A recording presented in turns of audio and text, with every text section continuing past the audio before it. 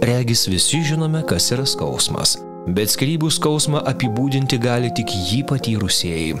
Tiesa, ir jie apibūdins skirtingai.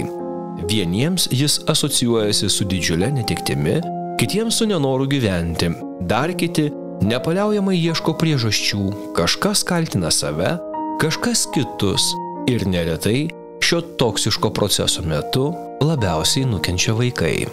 Dažnai pastebima, kad skyrybų metu patirti sunkumai ir neišspręsti konfliktai paveikia vaikų emocinį vystymąsi ir reikšmingai keičia jų elgesį.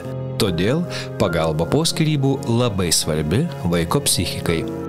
Krizių centras įgyvendina projektą, kurio metu teikia paslaugas ir taiko pagalbos priemonės padedančios šeimoms išgyventi skyrybas, spręsti ginčus dėl vaikų, mažinti neigiamą poveikį.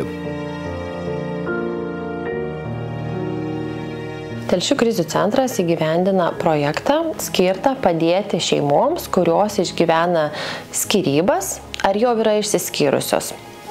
Projekte gali dalyvauti tiek suaugę asmenys, tiek vaikai. Veiklos yra orientuotos į tai, kad padėti tiek vaikam, tiek suaugusiems žmonėms, kurie susiduria su įvairiais sunkumais, kurie ištinka išsiskyrusius ar besiskiriančius žmones. Projekto įgyvendinimo metu teikiama psichologinė pagalba tiek vaikams, tiek suaugusiems, tiek poroms. Teikiamos socialinio darbuotojo konsultacijos, teisininko konsultacijos, vykdomi neuroedukacijos užsiėmimai, teikiama psichologinė pagalba su dailės terapijos elementais. Tai labai iš tiesų pasiteisinusi veikla ir iš tiesų iki projekto įgyvendinimo mes teikiame šitą pagalbą ir šioje veikloje dalyvauja vaikai, tam, kad jie tiesiog geriau atpažintų savo emocijas, ypatingai, kai šeimoje vyksta skyrybos ar šeima jau yra išsiskyrusi.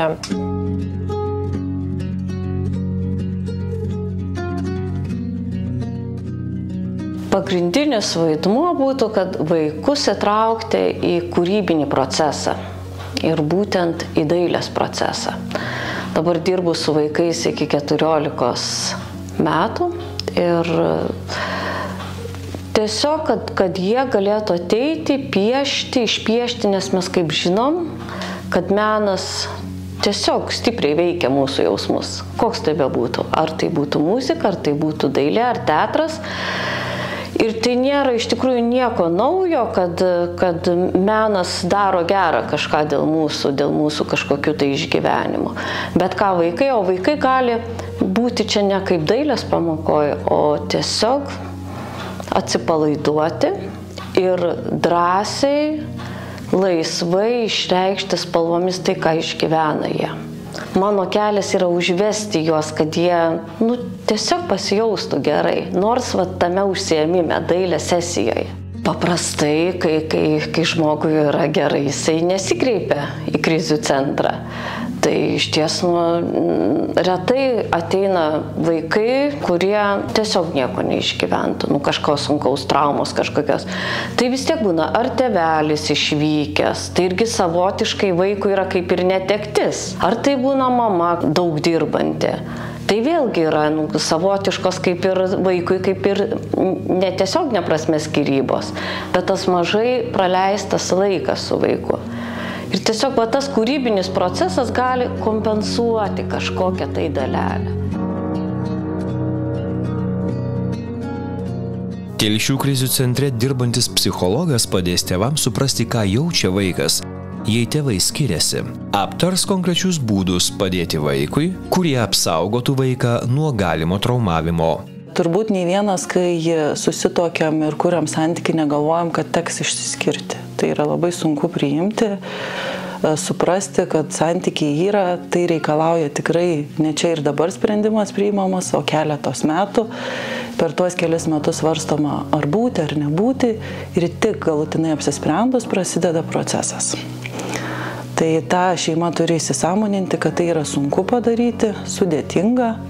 Dėl to šitas projektas, kurį mes dabar vykdome, yra reikalingas padėti šeimai, padėti vaikams, suprasti, kas tas skyrybų procesas yra ir sumažinti nerimą kylanti apie tai, kas bus, kai tėvai negyvens kartu, kas bus, kai reikės išeiti iš namų arba persikraustyti, o gal net išvykti į kitą šalį ir į kitą miestą. Aš šiame projekte stengiuosi padėti šeimoms suprasti savo jausmus skyrybų procese.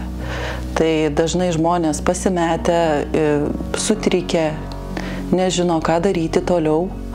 Ir mano esminė funkcija yra padėti tiek tėvams, tiek vaikams susitvarkyti su sunkiais jausmais ir esamom problemom.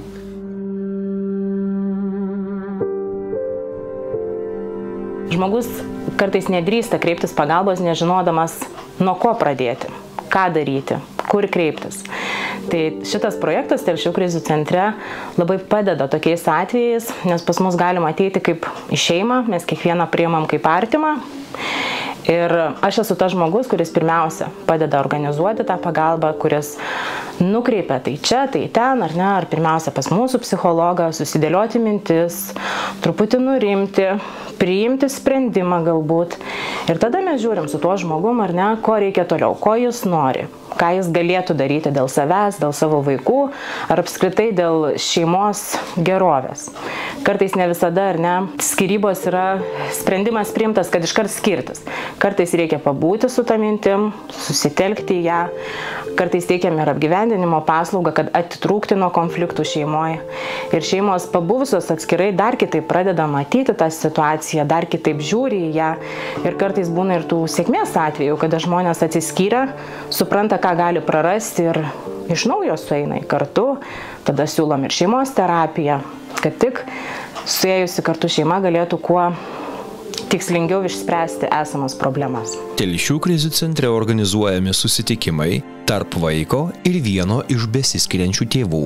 Specialiai tam pagal vykdomą projektą įrengta nauja erdvė – susitikimų kambarys. Mūsų susitikimų kambarys yra skirtas šeimom, kurios, tarkim, turi vaikelį, tačiau vienas iš tėvų, kurį tai laiką, nematė jo, nebendravo. Tai yra tam, kad atkurti ryšį, kad galėtų saugiai susitikti. Nes kai yra dvi konfliktiškos pusės, tarkim, mama ir tėtis, susitikti kažkur namų aplinkoje yra labai kartais sunku, daug įtampos, daug streso ir abi pusės jaučiasi ramiau, kai yra specialistai, kai yra tam skirtas dabar kambarys ir nepritaikytas vaikams, jaukus, tai jie jaučiasi ramesni ir tas susitikimas praeina sklandžiau. Taip gali atkurti tą ryšį, tarkim, kuo daugiau tų susitikimų ar net įsidrasina abi pusės ir vėliau gali sklandžiai bendrauti tiek namų aplinkoje. Tai tas kambarys tikrai labai padeda šeimoms nuimti tas gynybas vienam prieš kitą.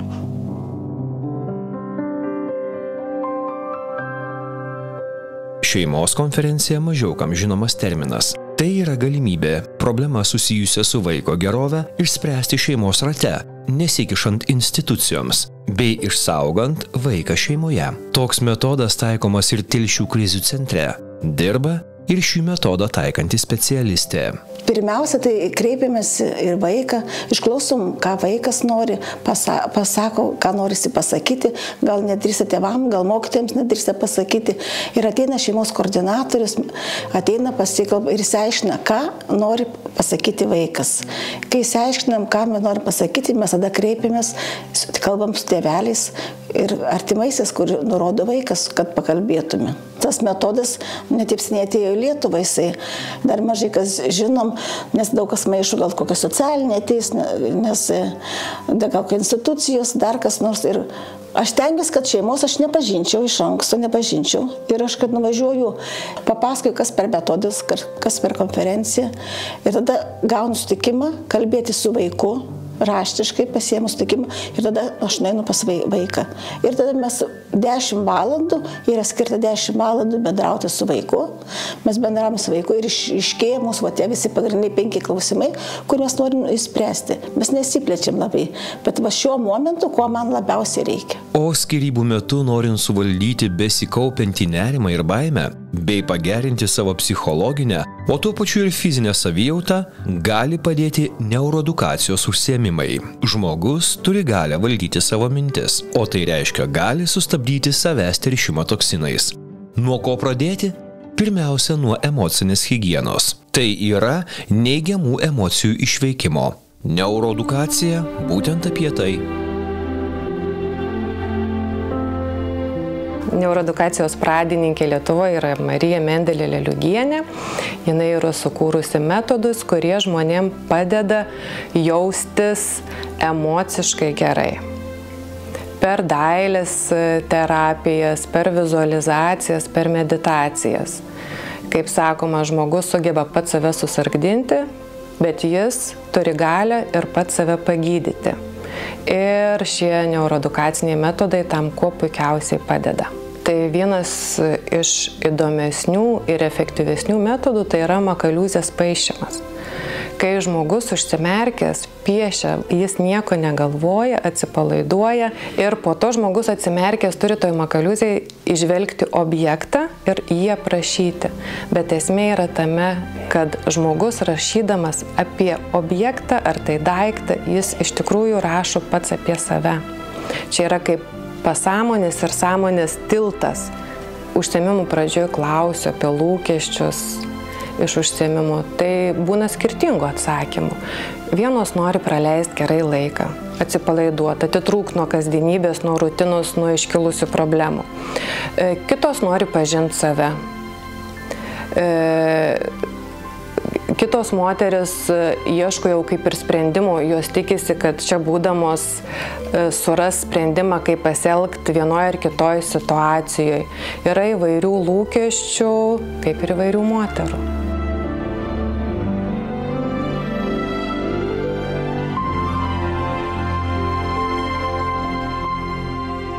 Projektas įgyvendinamas iki šių metų gruodžio 31 dienos, tačiau Telšių rajono gyventojai turės galimybę dalyvauti dalyje projektų veiklų.